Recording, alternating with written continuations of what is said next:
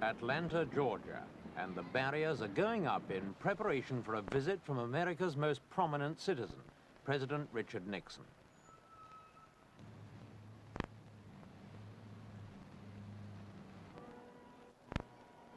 Next month, America votes for a new president, and Atlanta, if it were perfectly honest, would really prefer to vote for someone like George Wallace, just as it did 4 years ago, along with most of the other southern states. But this year, there's no Wallace, and so the South will vote solidly for Nixon and be glad to do so.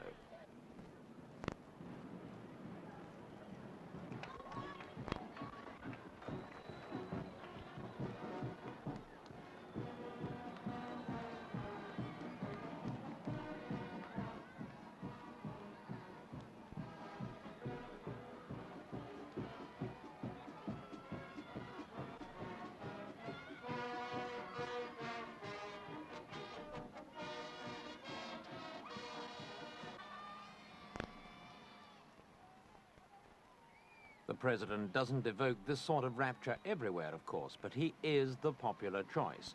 According to the opinion polls, he's so far ahead of his Democratic rival, Senator George McGovern, that he doesn't even need to do any campaigning. Trips like this are almost a self-indulgence.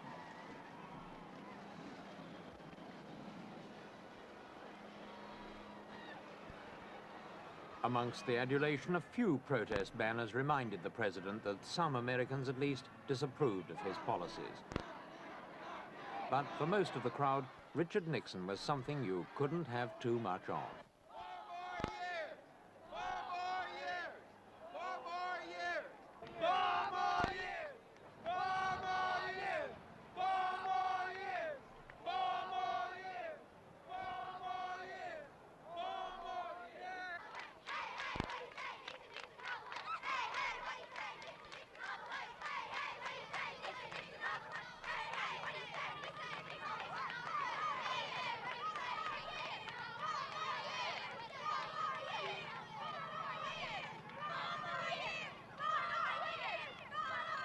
Even his sternest critics have had to admit that Richard Nixon has put up an amazing performance.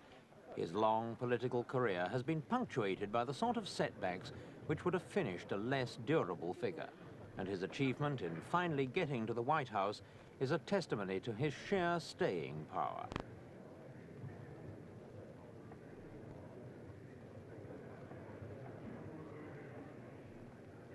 Nixon won the presidency by a hair's breadth. And what probably tipped the scales in his favor was his pre-election promise to end the Vietnam War and bring the boys home. The boys came home all right. The first withdrawals began in July 1969 and continued steadily throughout Nixon's presidency until by last month, the American strength in Vietnam had been reduced from well over 500,000 to fewer than 50,000, none of them combat troops. American casualties fell proportionately. And last September, for the first time in 7 years, a whole week went by without any American combat deaths.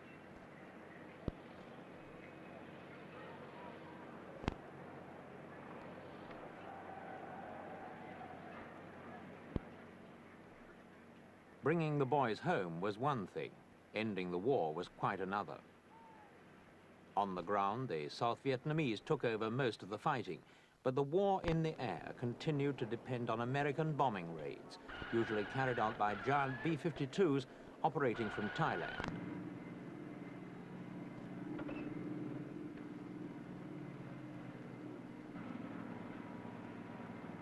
According to one recent calculation, the amount of bombs dropped over Indochina during the Nixon presidency is more than twice the tonnage dropped by the Allies over Europe, Asia, and Africa during the whole of World War II.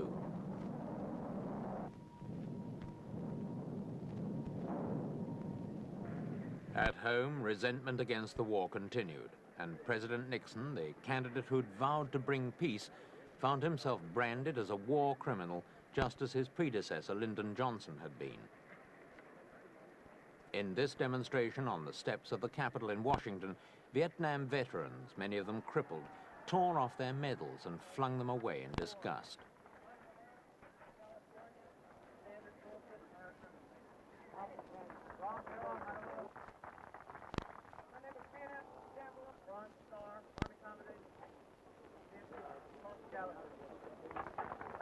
Far worse than this, however, were the events at Kent State University in Ohio 2 years ago. As on many other campuses across the nation, students at Kent demonstrated against Nixon's decision to send American troops into Cambodia, which they saw as an escalation of the war rather than an attempt to end it. National Guardsmen opened fire without warning on a crowd of students, killing 4 who were not even taking part in the demonstration.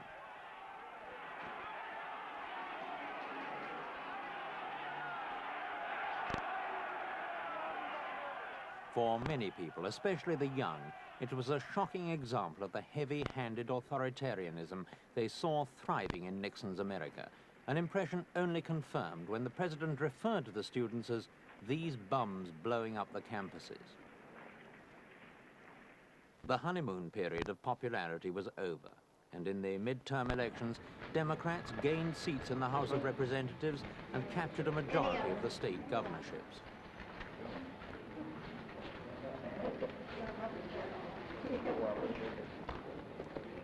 As a result, President Nixon entered the second half of his term with Congress even more firmly under the control of his political opponents, who began increasingly to attack not only his handling of the war in Vietnam, but also his domestic policies. The strongest criticism centered on his handling of the economy. One of the consequences of the escalation of the Vietnam War under Lyndon Johnson was a high and increasing rate of inflation. When President Nixon took office, the effects of this were already being felt in every supermarket across the land. Prices in 1968 were 6% higher than the previous year, and throughout 1969, the first year of Nixon's administration, this upward trend continued.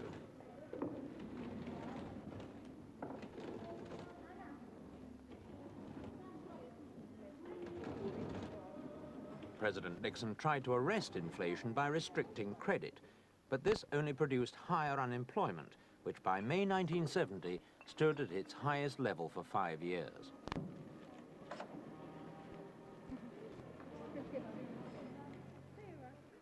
The credit squeeze also depressed the stock market.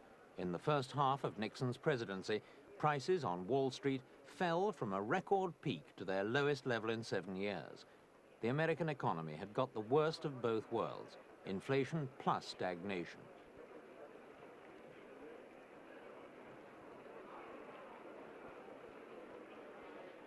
The unbalance was reflected in America's deteriorating trade position with the rest of the world. Each year, America's balance of payments deficit broke new records, and by the middle of 1971, it was running at the staggering figure of $20,000 million a year.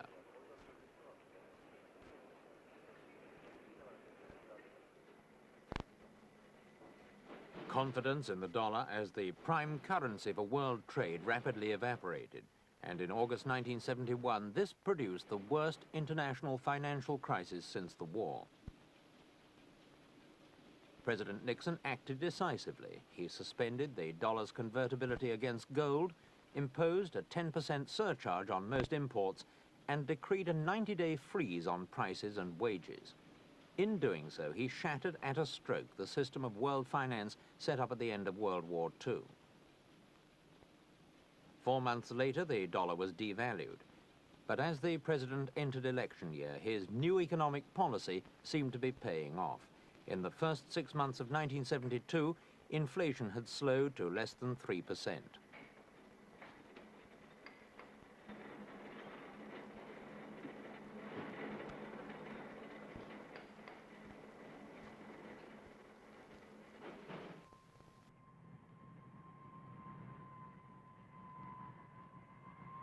Whatever his troubles at home, President Nixon let nothing stand in the way of his ambitious foreign policy.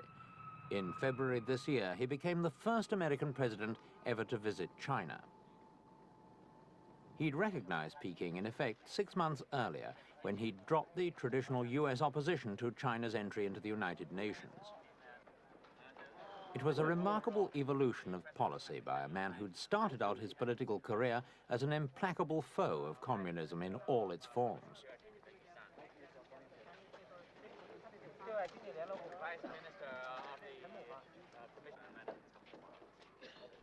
After being greeted by Premier Chou En-lai, The president moved on to a wide-ranging tour of China, including a meeting with Chairman Mao Zedong himself.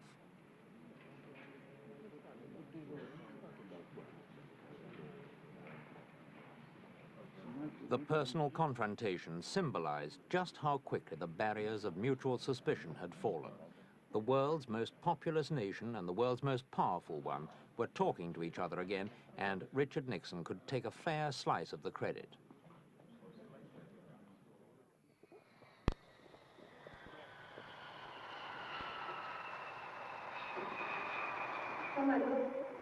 Following the China trip came an equally historic journey to the Soviet Union.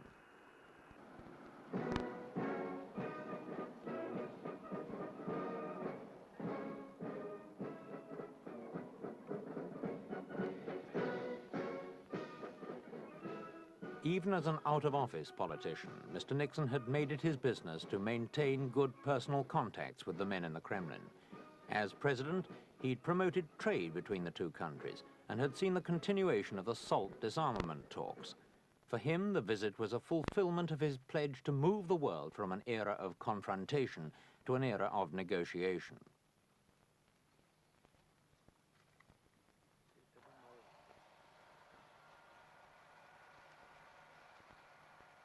At the end of his visit, the President and Soviet First Secretary Leonid Brezhnev signed an historic agreement limiting the number of offensive missiles each nation could hold. It was the first positive move to reduce the arms race in over 25 years of talking.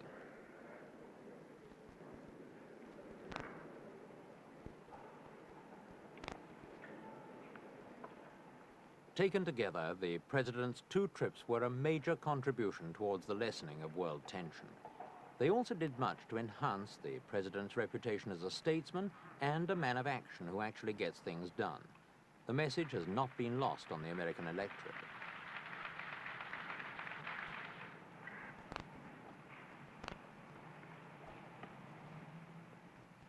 A great deal of the credit for these achievements must go to this man, Henry Kissinger, the President's special advisor and envoy extraordinary. The 49-year-old ex-Harvard professor has traveled the world on Nixon's behalf and has played a leading part in the negotiations with the North Vietnamese to find a formula for ending the Vietnam War. But in this election year, the credit for anything he's achieved has gone to President Nixon.